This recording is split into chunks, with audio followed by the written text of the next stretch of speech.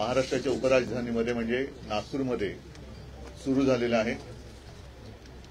नुकत्याच निवडणुका पार पाडल्या, त्याच्यानंतर नवीन सरकार महाराष्ट्रामध्ये आलेलं आहे। यापूर्वी 2.5 वर्ष आपण घटनाबाह्य सरकार पाहिलं आणि त्याच्यानंतर या निवडणुकांचा जो काही निकाल लागला हा सगळ्यांनाच अनाकलनीय आणि अनपेक्षित होता किंवा आहे।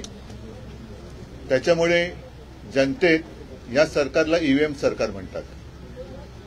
तर अशा या जनतेच्या शब्दात ईव्हीएम सरकारचं हे पहिलं अधिवेशन आहे। साहजिकच आहे, या सरकारला आमच्या शुभेच्छा आहेत। या सरकारकडनं जनतेच्या बऱ्याच अपेक्षा आता नाईलाजाने जनता करते, कारण आपण पाहिलं की काही गावांमध्ये जो काही निवडणुकींचा निकाल लागला त्याच्या विरुद्ध आंदोलनं सुरू झालेली आहेत। एकूणच काय की विजयाचा आनंद कुठे दिसला नाही। काल परवाकडे मंत्रिमंडळाचा विस्तार जरूर झाला, पण मंत्रिमंडळाच्या विस्तारापेक्षा मंत्रिमंडळाच्या वजाबाकीची चर्चा अधिक रंगलेली आहे। मंत्रीपद ज्यांना मिळालं त्यांच्या फटाक्यांपेक्षा नाराजांचे बार हे जास्त मोठ्याने वाजतायत। एक प्रथा असते की नवीन मंत्री झाल्यानंतर त्या मंत्रिमंडळाचे प्रमुख मुख्यमंत्री, माननीय मुख्यमंत्री आपल्या सहकाऱ्यांचा परिचय सभागृहाला करून देत असतात।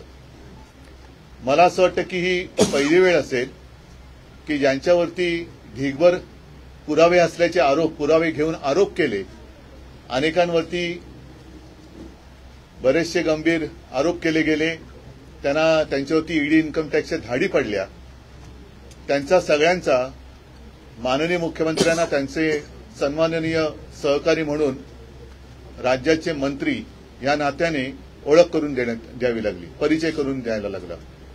हे कोणतं सरकार आहे, कसं सरकार आहे? आणि माननीय मुख्यमंत्र्यांनी एक काळ असा होता की आपद धर्म काय शाश्वत धर्म शपथ नाही शाश्वत धर्म, असं काही झालं तरी आम्ही हे करणार नाही ते करणार नाही, त्यांच्या मांडीला लावून त्यांना बसावं लागतं। हा कोणता धर्म आहे हे तेच जास्त चांगल्या पद्धतीने सांगू शकतील। थोडक्यामध्ये राज्याच्या विधिमंडळाचं अधिवेशन सुरू झाल्यानंतर जे प्रश्न घेऊन आम्ही सगळेच जण लढलो, ठीक आहे, आम्हाला सरकार स्थापन करता आलं नाही, त्यांनी सरकार स्थापन केलं। आता माझी मागणी अशी आहे की प्रत्येकाने आपापल्या जाहीरनाम्यामध्ये आमचं सरकार आलं असतं तर आम्ही केलं असतं। या सरकारने एक योजना जाहीर केली होती, लाडकी बहीण। आता लाडक्या बहिणीपेक्षा लाडके आमदार ज्यांना मंत्रिपद मिळालेत आणि नावडते आमदार अशीच चर्चा जास्त सुरू झालेली आहे। त्या लाडक्या बहीण योजनेचे पहिल्या 5 महिन्याचे मला असं वाटतं पैसे हे माता भगिनींच्या खात्यामध्ये जमा झाले, जवळपास 7,500 रुपये हे जमा झाले। दरम्यान निवडणूक आयोगाच्या माध्यमातून असं मला वाटतंय की पुढचे पैसे वाटायला लागू नये म्हणून या सरकारने स्थगिती आणली। आता निवडणूक झालेली आहे, आचारसंहिता संपलेली आहे। जसं निवडणुकीच्या आधी महिलांची मतं मिळवण्यासाठी ही योजना आणली गेली आणि त्यांच्या खात्यामध्ये पैसे दिले गेले, ती योजना तात्काळ सुरू केली गेली पाहिजे। आणि 1500 नव्हे तर हेच महायुती म्हणाली होती की 2100 ते 2100 रुपयांनी जो काही बॅकलॉग राहिला असेल 1-2 महिन्याचा आणि पुढचा 3-4 महिन्याचा असं धरून हे पैसे तात्काळ त्याच्यामध्ये परत आवडती नावडती बहीण न करता हे खात्यात जमा झाले पाहिजे। कारण मधल्या काळात मी बातम्या वाचल्या की आता निकष लावणार, म्हणजे एका घरात एकाच महिलेला मिळणार, मग अमुकच बघणार तमुकच बघणार। हे सगळे मी म्हणेन जे काही डाव होते ते डाव आता उघडे झालेले आहेत। तुम्ही आता बहिणीमध्ये आवडती नावडती बहीण अशी करू शकत नाही, करता कामा नये। जसं तुम्ही गेल्या वेळेला कोणतेही निकष लावले असतील किंवा नसतील, ज्या महिलांना लाडक्या बहिणीच्या योजनेअंतर्गत पैसे दिले, हे पैसे आता हे निकष बाजूला ठेवून 2100च्या तुम्ही जे म्हणता वाढतं तुमचं प्रेम आहे त्याप्रमाणे हे पैसे तात्काळ माझ्या आणि आपल्या बहिणीच्या खात्यात जमा झाले पाहिजेत। बाकी राज्यपालांचं अभिभाषण मी काय त्यावेळेला उपस्थित नव्हतो, पण त्याची प्रत आज मी वाचली, त्याच्याबद्दल आमचे सगळेच आमदार सभागृहात बोलतील। पण एक गोष्ट मला प्रकर्षाने जाणवते की राज्यपाल महोदयांनी माझं सरकार म्हणून जे काही भाषण केलं त्याच्यामध्ये पर्यावरणाबद्दल एक पुसटचा उल्लेख आहे। की त्यांनी काय ती समिती नेमलेली आहे. आता त्या समितीत खरंच कोण असणार आहेत? पर्यावरण तज्ज्ञ असणार आहेत का? हे पर्यावरण तज्ज्ञ नेमका कसला अभ्यास करणार आहेत? आणि ह्या पर्यावरण तज्ज्ञांनी केलेल्या सूचना हे राज्यपालांचं सरकार ऐकणार आहे का? कारण आज मी आपल्याशी बोलताना एक बातमी आलेली आहे मुंबईच्या संबंधात की जसं आरे कारशेडसाठी झाडांची कत्तल केली गेली ह्याच्यामध्ये कुठे पर्यावरण यांना दिसलं नाही, तसंच आता दुसरी कारशेड होते त्याच्यासाठी 1400 झाडांची कत्तल केली जाणार, डोंगरीची कारशेड. तर त्या कत्तलीमागे किंवा कत्तल ही पर्यावरणाची तज्ज्ञांची समिती होऊ देणार आहे का? हे असे अनेक प्रश्न आहेत. त्याच्यानंतर कायदा आणि सुव्यवस्थेबद्दल, महिलांच्या सुरक्षेबद्दल राज्यपाल महोदयांच्या अभिभाषणात कुठे मला काही तसं दिसलं नाही. तर या महिलांच्या सुरक्षेबाबत राज्यपालांचं सरकार काय करणार आहे हे कुठेही मला तरी त्याच्यात काही आढळलं नाही. आणि आता मी सभागृहात होतो, सभागृहातून निघताना आपले माननीय सदस्य कोण त्यांनी कालची एक घटना सांगितली की एका फोटोग्राफरच्या स्टुडिओत एक मास्क लावून कोणतरी गेला, रिव्हॉल्व्हर लावून त्याला लुटलं आणि त्याची दखल आज सकाळपर्यंत तरी पोलीस स्टेशनने घेतली नव्हती. मधल्या काळामध्ये या सगळ्या गोष्टी वाढलेल्या आहेत. त्याच्याबद्दल हे सरकार काय करणार आहे? आणि मुळामध्ये अधिवेशन सुरू झाले पण हे बिनखात्याचे मंत्री अद्याप खाते वाटप झालेलं नाहीये. ही नेमकी जबाबदारी कोणावर आहे? काय आहे? का नुसतं एक गंमत म्हणून हे अधिवेशन घेतलं जाते? असं जर का असेल तरी लोकशाहीची थट्टा आहे. मला असं वाटतं की लवकरात लवकर खातेवाटप व्हायला पाहिजे होता. कारण एवढं राक्षसी बहुमत मिळाल्यानंतर एकतर मंत्रिमंडळ स्थापन करण्यासाठी किंवा मुख्यमंत्र्यांच्या शपथविधीसाठी वेळ लागला, मंत्रिमंडळ विस्तारासाठी वेळ लागला, विस्तार झाला तरी देखील अजूनही खातेवाटप झालेलं नाही. कोणताही मंत्री कोणत्याही प्रश्नाला उत्तर देतोय, काय चाललंय काय कळत नाही. मग हे अधिवेशन घेतलं कशाला हाच एक मोठा प्रश्न आहे. तर असे अनेक प्रश्न मनात घेऊन आपण सगळे या अधिवेशनाला सामोरे जातो आहोत. मला जे काय वाटलं ते मी बोललो. आणखीन काय तुम्हाला विचारायचं असेल तर विचारा, मी त्याला उत्तर द्यायचा प्रयत्न करेन. सभागृहात मी आता जनतेच्या सभागृहात हे प्रश्न मांडलेले आहेत आणि जनतेच्या सभागृहात मी प्रश्न मांडलेले आहेत. मी सांगितलं की माझ्या पक्षाचे सगळे माझे सहकारी हे तिथे आहेत. त्याच्यामुळे प्रत्येक प्रश्न हा अगदी पक्षाचा प्रमुख तिकडे मांडतोच असं नाहीये. त्याच्यामुळे जसं आता मोदीजी खासदारपणात ना किती वेळा असतात सभागृहात, किती वेळा, हो मग तसंच आहे ना, पंतप्रधान आहेत पण खासदार नाही आहेत का? मग त्यांना विचारल्या गेलेल्या प्रश्नाचं उत्तर ते त्यांना देणं बंधनकारक आहे की नाही? तर असे बरेच विषय आहेत. आपले 20 आमदार आहेत, कशा प्रकारे फडणवीसांसमोर 20 काफी आहे. विरोधी पक्ष अजून ठरवलेला, विरोधी पक्ष नेता कोण असणार आहे हे अजून ठरवलं. मुख्यमंत्री पदाला वेळ लागला असेल तर विरोधी पक्ष नेता ठरवला, अधिक थोडा वेळ घेतला तर काय प्रॉब्लेम आहे?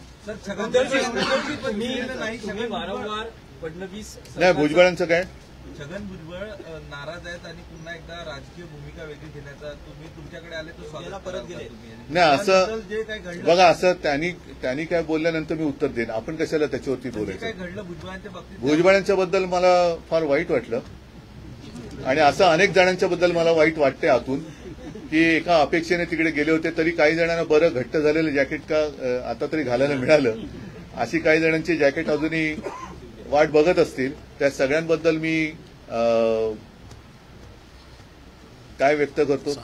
सहानुभूती व्यक्त करतो. आणि म्हणून असं म्हटलं की हा लाडका आमदार ही किंवा लाडकी माणसं असं काही योजना सरकारची आहे का? भुजबळ असं म्हणताय, जहां नहीं चैना वहां नहीं रहना.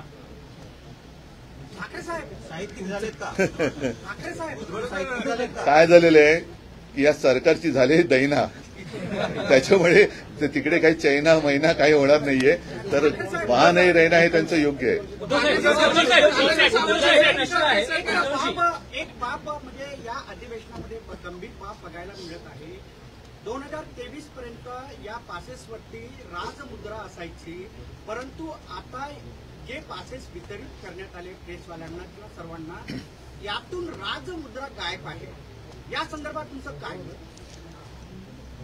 हे सगळे आपल्या लोकशाहीचे म्हणा, संविधानाचे म्हणा आणि आपल्या कारभाराचे ढिंडोडे निघत आहेत. मी काल ऐकलं की लोकसभेमधलं त्या संसद परिसरातलं बांगलादेशाचं युद्ध, त्यावेळेला त्या ज्या काही सह्या झाल्या होत्या तो फोटो सुद्धा उतरवला गेला. आता तो फोटो का उतरवला हे आपल्या देशाचं शौर्य होतं ना. ते काही आपले सैनिक तिकडे शहीद झाले, त्याच्यानंतर आपल्या हिंदुस्थानने पाकिस्तानवरती तोंडी नव्हे तिकडे जमिनीवरती मिळवलेल्या त्या विजयाचं शौर्याचं प्रतीक होतं. तोंडी बोलणारे खूप आहेत, हम पाकिस्तान में घर में घुसकर मारेंगे, अरे मारेंगे कसले, जाकर केक खा के आते, पाकिस्तान में घुसेंगे और केक खा के आएंगे. पण तेव्हा पाकिस्तान म्हणजे आत्ताचा बांगलादेश जेव्हा पाकिस्तान होता तेव्हा पाकिस्तानात आपल्या हिंदुस्थानच्या फौजा इंदिराजींनी घुसवल्या होत्या आणि त्या घुसवून बांगलादेशाला वेगळं केलं होतं, स्वातंत्र्य मिळवून दिलं होतं आणि पाकिस्तानावरती विजय मिळाला होता. त्या विजयाचं प्रतीक असलेला तो फोटो काढून तिकडे कोणाचा फोटो लावणार आहात? आणि ते जर का ही लाज लज्जा शरम जर का या सरकारला नसेल, या म्हणजे इथल्या काय तिथल्या काय, तर या राजमुद्रेचं काय? राजमुद्रा ही असलीच पाहिजे. फडणवीसांच्या सरकारचा ईव्हीएम असा उल्लेख करतात. मी नाही, जनता म्हणते. पण फडणवीसांनी त्यावर प्रत्युत्तर दिलेलं आहे. ते म्हणतात येस आमचं ईव्हीएम सरकार आहे, पण ते every vote for Maharashtra, machine, every vote for machine, Maharashtra, machine, every vote for machine असं आहे ते. उद्धव साहेब बीड आणि परभणी अजून शांतता आहे. हो. संवेदनशील विषय त्याच्याबद्दल खरं म्हणजे सभागृहात आता आम्ही विषय मांडण्याचा प्रयत्न केला, परंतु मग सभापती महोदयाने सांगितलं, कारण कोणी उठून उत्तरं देत होतं, काय जबाबदारी कोणावर आहे की नाही, गांभीर्य कोणाला आहे की नाही, आणि ते तशी उत्तरं आम्हाला ऐकायची नाहीयेत. आणि म्हणून आम्ही तो विषय मांडल्यानंतर मग सभापती महोदयांना सांगावं लागलं की मुख्यमंत्र्यांना आम्ही आमंत्रित करते. आता बघू मुख्यमंत्री येतील सभागृहात, पण त्याच्याही पुढे जाऊन की आता एवढे दिवस झाल्यानंतर आज मुख्यमंत्री उत्तर देणार असतील तर तिकडे कारवाई कधी होणार? आमचे विरोधी पक्षनेते आमदार तिकडे जाऊन आले, त्या कुटुंबियांना पण भेटून आले, पण अजूनही त्या लोकांना न्याय मिळत नाहीये. आणि न्याय मिळणं ही घटना घडल्यानंतरची गोष्ट असते, मुळात ही घटना घडू कशी शकली आणि त्याच्यावरती सरकार काय करणार आहे? बोलतो हा. माळगीनगर एरियात नागपूरच्या हे युवाई अधिवेशन सुरू आहे, परंतु माळगीनगर एरियात जो आपला शिवसैनिक म्हणून जो आहे मुन्ना तिवारी, हा महानुभाव पंथाच्या मंदिरावर कब्जा मिळवण्याचा प्रयत्न करतो. मुन्ना नाही, मला नाही माहिती काय.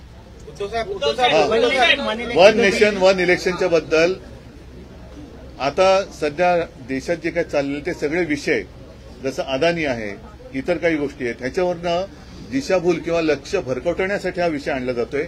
वन नेशन वन इलेक्शनच्या आधी निवडणूक प्रक्रिया जी आहे ती पारदर्शक झाली पाहिजे. आणि माझं तर मत सरळ आहे की निवडणूक आयुक्त सुद्धा निवडणुकीतून निवडले गेले पाहिजेत, कारण निवडणूक आयुक्त हे नेमले जाणार असतील आणि ते जर का आम्हाला निवडणुकीचे कायदे शिकवणार असतील तर ती प्रथा योग्य नाही. आणि अशा व्यक्तीच्या आधिपत्याखाली वन नेशन वन इलेक्शन होता कामा नये.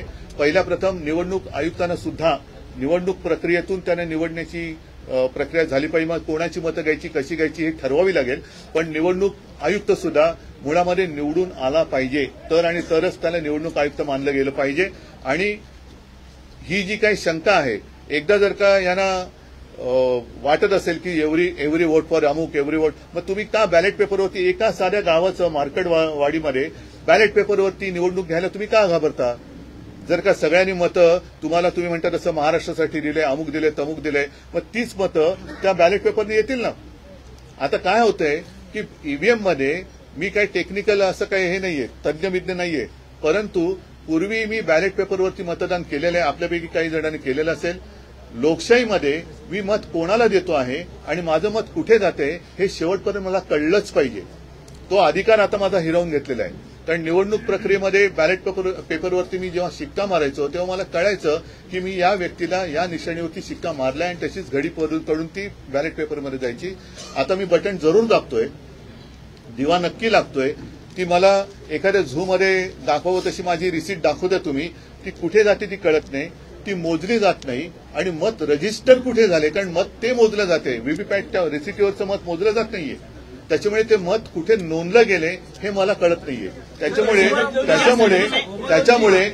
त्याच्यामुळे मुळामध्ये मला असं वाटतं की लोकशाही किंवा मतदानाची प्रक्रिया आहे ही पारदर्शक असली पाहिजे आणि ती पारदर्शक झाल्याशिवाय वन नेशन वन इलेक्शन होता कामा नये. कारण आता जे काय महाराष्ट्रात घडलंय ते महाराष्ट्रातल्या सर्वसामान्य जनतेला पटलेलं नाही आणि हे पटलेलं नसताना त्याच्या डोक्यावरती निवडणुका अशा पद्धतीने लादू शकल्या जात नाहीत.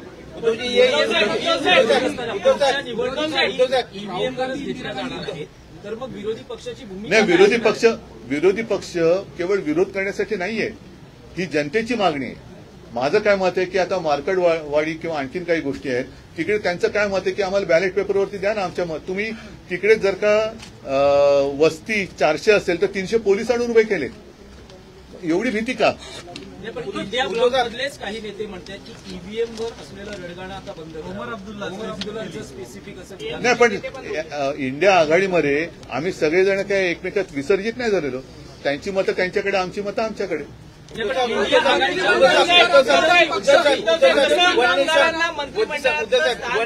एक मिनिट, एक काहीतरी एका one question at a time. आमदारांना काही मंत्री पद देण्याचं आश्वासन जसं दिलं होतं नाही, मला असं वाटतं तसंच मुख्यमंत्री नाही, ऐका आश्वासन दिलं होतं. ऐका एक मिनिट. आता माझ्या बाजूला इकडे अनिल परब आणि संजय पोतनीसे हे दरवर्षी सुप्रीमो चषक घेतात. तो फिरता चषक असतो. तसा मंत्रिमंडळातला फिरता चषक मी पहिल्यांदा बघतोय. आणि मला अशी अपेक्षा आहे की मंत्रीपदं जशी तुम्ही फिरवणार तशी मुख्यमंत्री आणि उपमुख्यमंत्री पदं पण फिरवणार आहात का नुसते नेते मात्र फिक्स आणि त्यांचे सहकारी ज्यांच्या जोरावरती मुख्यमंत्री आणि उपमुख्यमंत्री झाले ते कायम आणि ज्यांच्या जोरावर झाले ज्यांच्या जोरावर झाले ते फिरते आणि जे झाले ते कायम. तर मुख्यमंत्री आणि उपमुख्यमंत्री सुद्धा 2.5 वर्षांनी बदलणार का स्वतःचे नेते स्वतःच्या खुर्च्या बळकट करून त्यांच्या सहकार्यानं खेळवणार आहेत हे एकदा कळलं पाहिजे.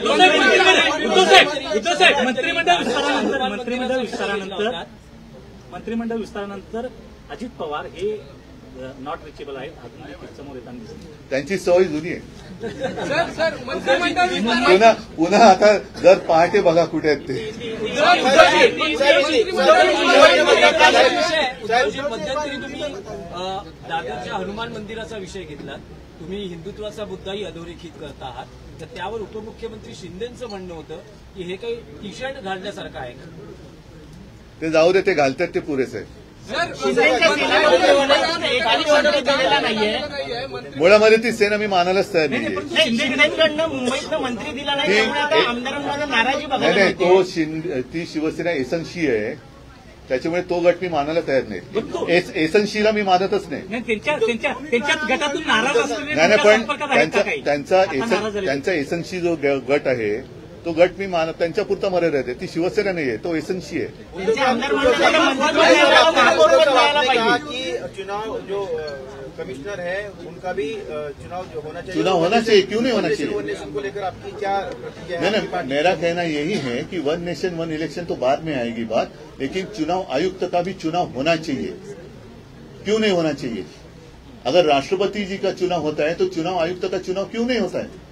तो वहां भी चुनाव होना चाहिए. ऐसे मेरी मर्जी जो भी कोई है उसको मैं वहां बिठा दूंगा, नहीं चलेगी ऐसी बात.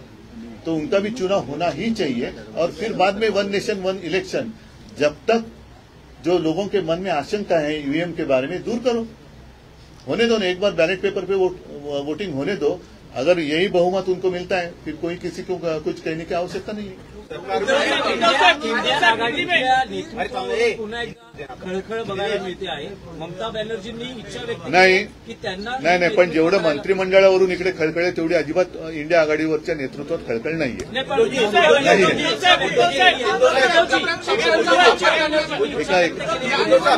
महायुतीने घटक पक्षांचा वापर करून घेतला आहे. मंत्रिमंडळाच्या विस्तारात कुठेही घटक पक्षातला नेता किंवा आमदार दिसत नाही. स्वतः नाही, काय एक लक्षात घ्या की नागपूर ही संत्रानगरी म्हणून प्रसिद्ध आहे. आता ती सगळी होर्डिंग नगरी झालेली आहे. आणि या होर्डिंग नगरीमध्ये कोण विजयाचे शिल्पकार आहेत, कोण कर्णधार आहेत, कोण आणखीन काय आहेत, नेमकं लोकांना कळतच नाही. आपला भाऊ कोण, दादा कोण आणि कर्णधार कोण, शिल्पकार कोण, ह्या सगळ्या गोष्टीमध्ये सगळेच जण एकमेकाचा वापर करून घेत आहेत.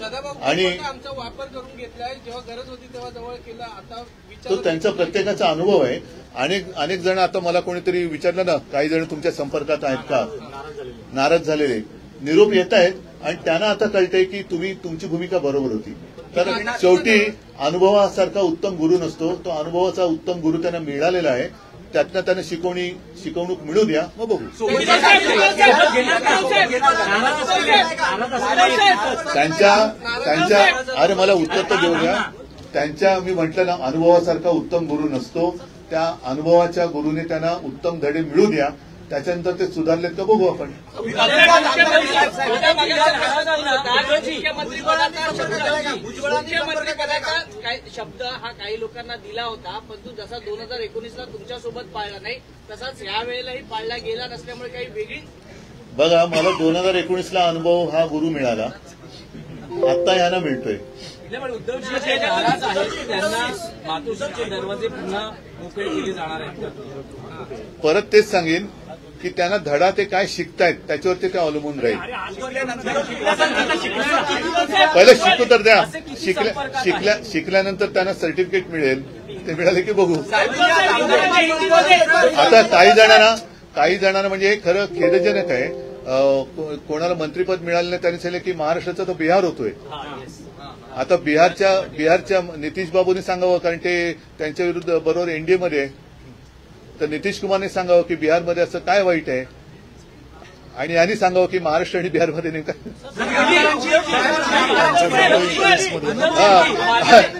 आणि त्यांचा जे बोलले त्यांचा जावई बिहारमध्येच होता. बस मला वाटतं शरद पवार मार्केटवाडीला गेले होते, अनेक नेते मार्केटवाडीला जाऊन तिकडची परिस्थिती त्यांनी बघितली. तुम्ही स्वतः जाणार? नाही, मी एवढ्यात नाही जाणार आहे, कारण एक मिनिट मला उत्तर तर पूर्ण करू द्या. मी एवढ्यात मार्केटवाडीला जाणार नाही आहे. जरा आणखीन बाकीच्या पण आमच्या ज्या काही गोष्टी चालू आहेत इतरत्र महाराष्ट्रामध्ये, कोण कोणाकोणाचा काही त्यांच्या शंका कुशंका मांडायच्या त्यांना मी भेटतोय. पण एक दिवस मी जरूर जाईन आणि परत एकदा सांगेन की सगळ्यांनी मार्केटवाडीला जाण्यापेक्षा मार्केटवाडीमध्ये जे लोक राहत आहेत त्यांच्या भावनेचा आदर करा आणि बॅलेट पेपरवरती त्या गावापुरती निवडणूक घेऊन दाखवा.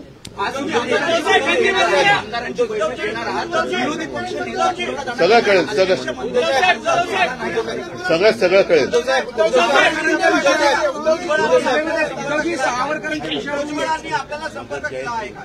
भुजबळांनी अद्याप संपर्क जरी केलेला नसला तरी भुजबळ हे अधूनमधून माझ्या संपर्कात असतात. काय म्हणालात?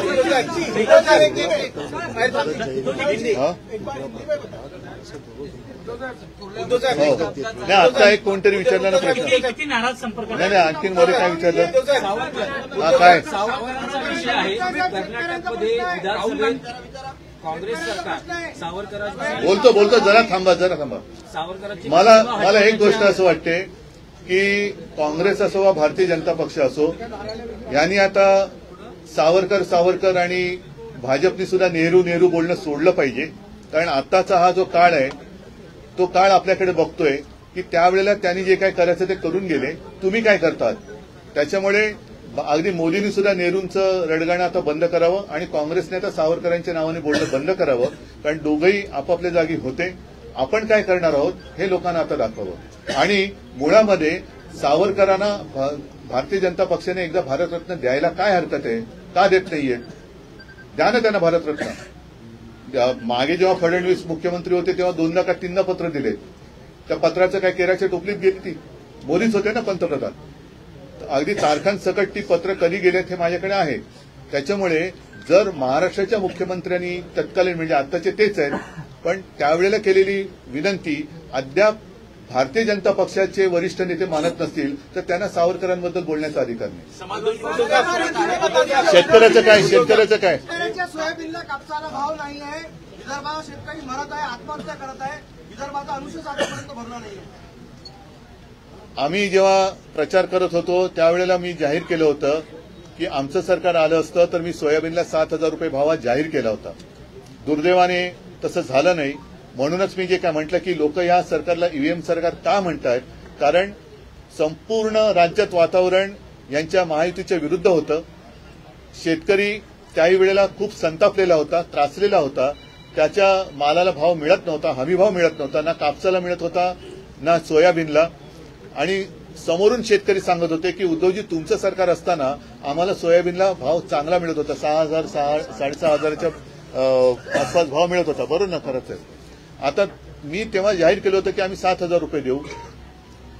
लोकांनी, मला नाही वाटत की माझा महाराष्ट्र मला एवढा फसवेल, आणि म्हणून लोकांच्या मनात ही शंका आहे की हे सरकार हे ईव्हीएमचं सरकार आहे. अभी बहुत कुछ हो गया. हिंदी में क्या? को महाराष्ट्र में महाराष्ट्र में जो है विधानसभा सभा चल रही है, किस तरीके से सारी चीजों को देखते हो? अरे बाप रे, पूरा मैंने जो सारी बातें कही वो हिंदी में कहना अभी मुश्किल है। आप कृपा कर जरा ट्रांसलेट करके लीजिए। नाराज जो है कई छगन भुजबल जी से लेकर कई लोग नाराज है। कोई बोलता है कि उत्तर भारतीय को प्रतिनिधि या कोई बोल रहा बिहार बन रहा है जाति को लेकर। अभी सरकार चलाने दो, उनको पता चलेगा। मेरे बारे में जो कुछ कहा करते थे, अब वो इनके बारे में क्या कह रहे हैं सबके सामने आपके माध्यम से आ रहा है, तो आने दो। भुजबल जी, जैसे मैंने कहा कि इस विषय पर तो संपर्क में नहीं है, लेकिन वो मेरे संपर्क में हमेशा रहते हैं। सुधीर भाऊ मुनगंटीवार बोलूया। धन्यवाद सगळ्यांना। जय हिंद, जय महाराष्ट्र।